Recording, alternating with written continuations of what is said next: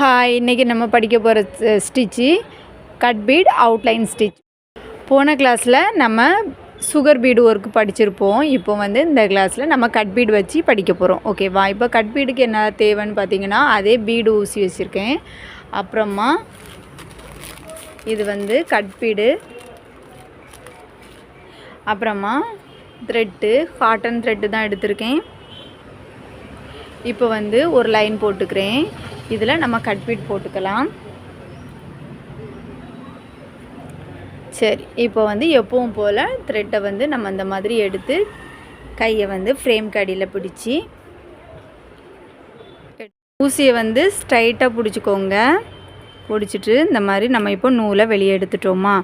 இப்போ வந்து cut bead பார்த்திங்கன்னா, சுகர் பீடு வந்து நீங்கள் ரெண்டாக எடுத்து போட்டுக்கலாம்.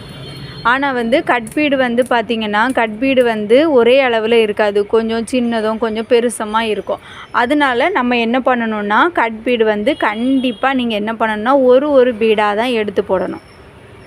இந்த மாதிரி ஸ்டிச் பண்ணும்போது நீங்கள் ஒரு பீடாக தான் ஸ்டிச் பண்ணணும். ஓகேவா? கடைசி வரைக்கும் ஒரு பீடாக ஸ்டிச் பண்ணுங்கள். சுகர் பீட் படித்ததுனால உங்களுக்கு ஈஸியாக தான் இது இருக்கும்.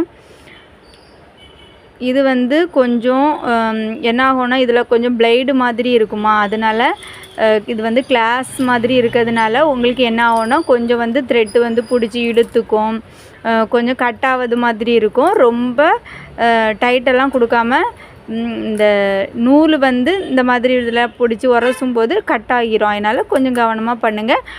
போட நல்லா வந்துடும். சரியா? இந்த மாதிரி ஒரு பீடாக எடுத்து போடுங்க. இந்த மாதிரி கடைசி வரைக்கும் நீங்கள் ஒரு பீடாக வச்சு போடுங்க.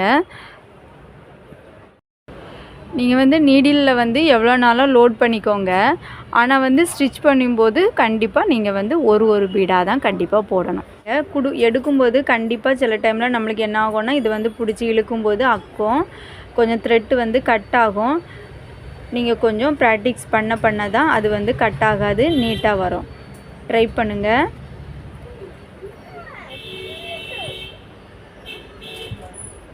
ஓகே, எண்டு வரை முடிச்சுட்டு பக்கத்தில் ஒரு சங்கிலி தையல் போட்டு நாட் போட்டுக்கோங்க. நம்ம வாட்ஸ்அப் குரூப்பில் ஜாயின் பண்ணி யாராவது படிக்கணும்னு விருப்பம் இருக்கவங்க ஸ்க்ரீனில் தெரிய நம்பருக்கு கான்டாக்ட் பண்ணிக்கோங்க.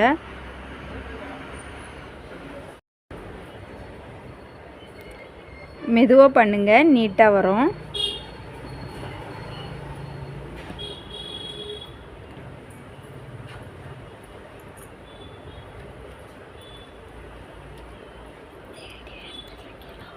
ஓகே, இப்போ வந்து நான் இதை முடிச்சுக்கிறேன். இப்போ வந்து இதுக்கு நம்ம என்ன ஷேப் போடலான்னு பார்த்தீங்கன்னா, ஒரு லைனில் நீங்கள் போட்டுக்கோங்க. போட்டுட்டு இந்த மாதிரி ஒரு ஷேப்பில் பண்ணுங்கள். படம் வந்து நல்லா அழகாக நீட்டாக வரைஞ்சிக்கோங்க. வரைஞ்சி இந்த மாதிரி ஒரு ஷேப்பில் பண்ணுங்கள். நம்ம ஸ்டூடெண்ட் வந்து இதையும் பண்ணி இந்த ஷேப்லேயும் பண்ணி வேறு ஏதாவது ஒரு பிக்சர் எடுத்து அதுலேயும் பண்ணணும். ஃபஸ்ட்டு இதை வந்து போட்டு கிளாஸில் சப்மிட் பண்ணதுக்கு அப்புறமா அந்த பிக்சர் பண்ணலாம். ஓகே, நெக்ஸ்ட் வீடியோவில் பார்க்கலாம்.